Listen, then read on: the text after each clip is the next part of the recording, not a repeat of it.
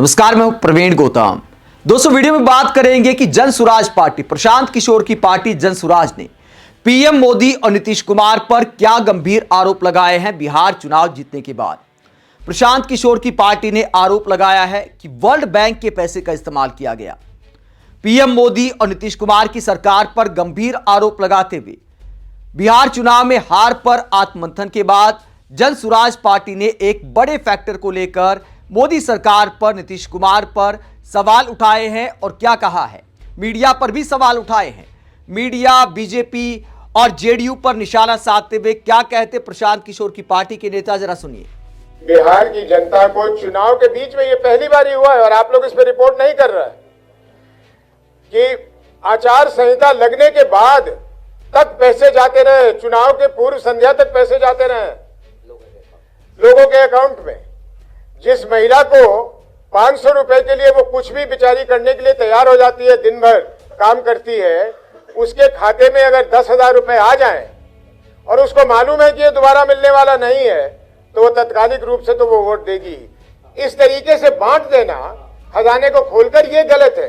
इसलिए इसको भजाने की कहां इसमें ये है। हम तो कह रहे हैं कि वो 2 लाख रुपए तुमने देने, अब दो, अब दिखाओ 2 लाख रुपए देकर कहां से दोगे, कैसे दोगे, तुम्हें राजस्व लाने का क्या तुमने योजना बनाया है, उसकी बात करो। आपका सवाल दूसरी तरह से होना चाहिए था। आपका सवाल ये होना चाहिए था कि अगर सत्तारूढ़ दल अपने अधिकारों का इस तरह से दुरुपयोग करे तो क्या न्यायालय को इसका संज्ञान लेना चाहिए या नहीं लेना चाहिए। इलेक्शन कमीशन को और न्यायालय को। और ये काम जितना हमारा है उतना आप सबका भी है। आप सब भी अगर इस बात को उठाएं तभी जनतंत्र और गणतंत्र सुरक्षित रह सकता है। और एनडीए वाले क्यों, जो सरकार जहां है वो करेगी। जो भी सरकार है, हर सत्तारूढ़ दल के बारे में हमने कहा, हर सत्तारूढ़ दल इस तरह से अगर अपने अधिकारों का दुरुपयोग करने लगे और सारे नियम कानून की धज्जी उड़ाने लगे तो जनतंत्र ज्यादा दिन तक जिंदा नहीं रह पाएगा। इसके जिम्मेदार हम भी हैं, आप भी हैं। तो जन सुराज पार्टी के नेता पीएम मोदी और नीतीश कुमार को चैलेंज कर रहे हैं कि दम है तो 2 लाख रुपए अब देकर दिखाइए। जो पीएम मोदी और नीतीश कुमार 10,000 वाली योजना लेकर आए थे, उसमें यह प्रावधान है कि बिजनेस को देखते हुए आगे 2 लाख तक की भी मदद की जा सकती है। तो अब उसका रोड मैप मांग रहे हैं विपक्ष के नेता कि 10,000 रुपए में चुनाव से पहले माहौल तो बना लिया, लेकिन 2 लाख आखिरकार कब दोगे। तो यह सवाल उठना शुरू हो गया है कि उसकी प्लानिंग क्या है, सरकार को बताना चाहिए। इसके अलावा वर्ल्ड बैंक के कर्ज का पैसा इस्तेमाल करने का आरोप लगाया गया है प्रशांत किशोर की पार्टी के द्वारा। क्या कहा गया, जरा सुनिए। ये मतदान जो हुआ है और ये जो उन्हें बढ़त प्राप्त हुई है, ये जो प्रचंड बहुमत उन्हें मिला है, ये खरीदा गया हुआ प्रचंड बहुमत है। पहली बारी देश में, हालांकि छोटे छोटे ऐसे प्रयास होते रहे हैं, लेकिन पहली बारी मेरा मानना है, हम लोग सबका मानना है और अधिकांश बिहार के लोगों का मानना है, बाहर के लोगों का मानना है। आप तमाम अखबार के अगर एडिटोरियल्स पढ़िए तो आपको पता लगेगा कि 21 जून के बाद इस सरकार ने चुनाव के होते होते तक करीब करीब 40,000 करोड़ रुपए, ये आंकड़ा याद रखिएगा और एनडीए वालों से पूछिएगा, 40,000 करोड़ रुपए खर्च करके ये बहुमत प्राप्त किया है। और जनता के पैसे से जनता की वोट खरीदी गई और बिहार के भविष्य को बेचा गया। ये जो पैसे खर्च हुए हैं, इसको वहन करने की शक्ति बिहार के अर्थव्यवस्था में नहीं है और इस कारण जहां आवश्यक खर्च करने थे सरकार के पास, अब राशि नहीं बचेगी, न शिक्षा को सुधारने के लिए, न स्वास्थ्य को सुधारने के लिए, न यहाँ पे इंफ्रास्ट्रक्चर बनाने के लिए।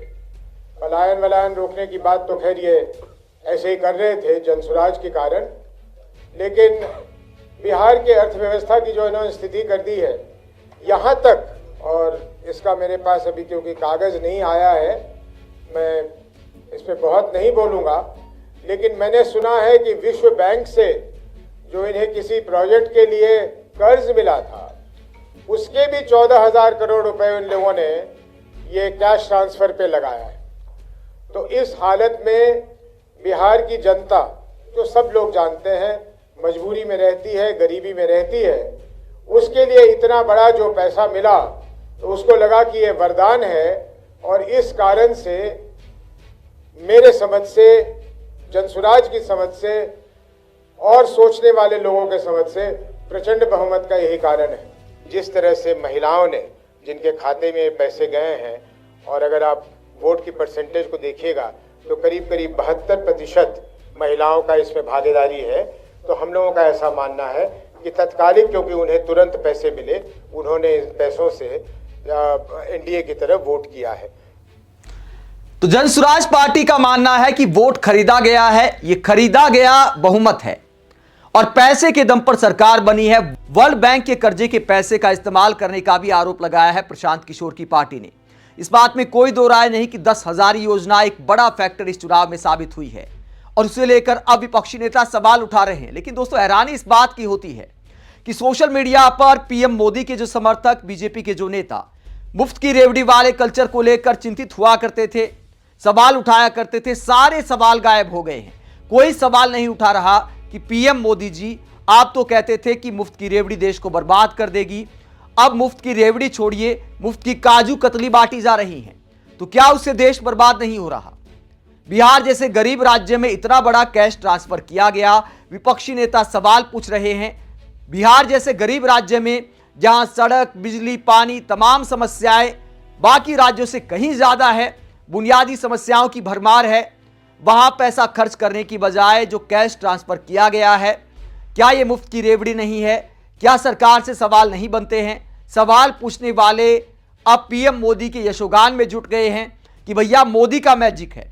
अगर मोदी जी का ही मैजिक होता तो 10,000 रुपये बांटने की क्या जरूरत पड़ती? और 10,000 रुपये इतने ही जरूरी हैं तो देश के बाकी राज्यों में फिलहाल क्यों नहीं बांटे जा रहे?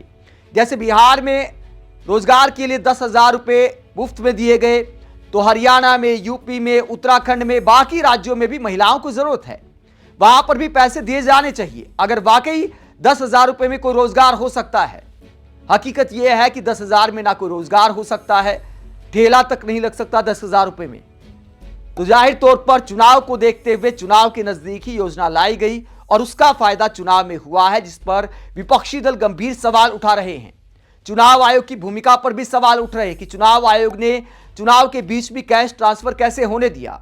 आप इस पूरे मुद्दे को लेकर क्या सोचते हैं? कमेंट बॉक्स में अपनी राय जरूर दें, साथ ही चैनल को सब्सक्राइब भी करें। नमस्कार।